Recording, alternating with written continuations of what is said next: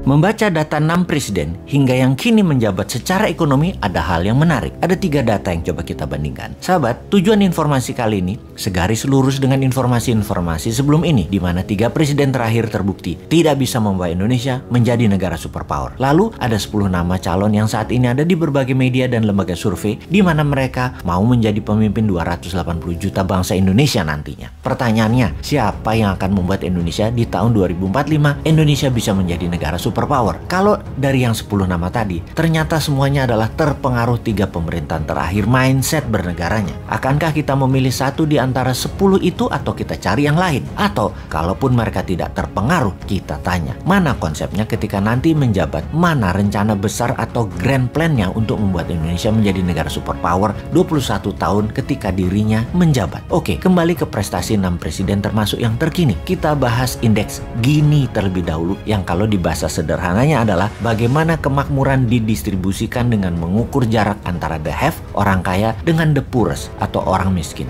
Gini rasio, kalau 0 artinya sempurna kekayaan terdistribusi, kalau 1 artinya sempurna ketidakmerataannya. Jadi semakin mendekati ke 0 semakin sempurna cara kelola negaranya. Semakin ke arah 1 adalah semakin kaya oligarkinya. 0,41 adalah indeks Gininya SBY, 0,39 adalah Pak Jokowi, 0,33 di zaman Ibu Mega, 0,31 di zaman Soeharto, Habibie, dan Gus Dur. Kemudian ada yang namanya fiscal space yang kita sederhanakan pemahamannya. Kalau di perusahaan itu ada istilah free cash flow. Semakin banyak free cash, semakin banyak space-nya, semakin longgar, bisa banyak geraknya. Biasanya diartikan dengan kemampuan mengumpulkan pendapatan negara termasuk unsur pajak di sana. Jadi kalau tumbuh, maka fiskal negara yang berbasis pajak semakin banyak uangnya. Zaman Pak Harto bertumbuh 62%, Habibie 36%, Gus Dur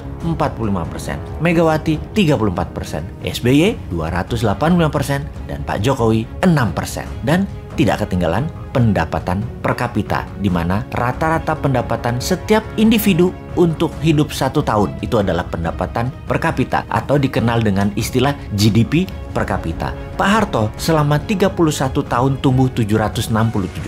Habibie dalam 1 tahun menjabat tumbuh 45%. Gus Dur 2 tahun menjabat 12%. Megawati 3 tahun menjabat 54%. SBY 10 tahun 204%. Dan Jokowi 7 tahun 11%. Kita urai pertumbuhannya di rata-rata. Kalau itu per tahun, Soeharto 24%, Habibie 45%, Gus Dur 6%, Megawati 18%, SBY 20,4%, Jokowi 1,5%. Sekali lagi, hanya 1,5%. Kita tidak usah teruskan raport tadi karena nggak enak sama yang masih jabat dan pejabat teras lainnya. Kita diskusikan ke depan saja. Bagaimana membuat Indonesia GDP per kapitanya dari 3.900-an sekarang menjadi 10.000 dalam 5 tahun di tahun 2029. Bagaimana pendapatan per kapita menjadi $20.000 per kapita di tahun 2035 dan menjadi $40.000 per kapita di tahun 2045. Kita tanya ke incumbent, kayaknya 3 tahun lagi hanya bisa naikin hutang dari 6.500 triliun ke 10.000 triliun. Itu sebuah kepastian.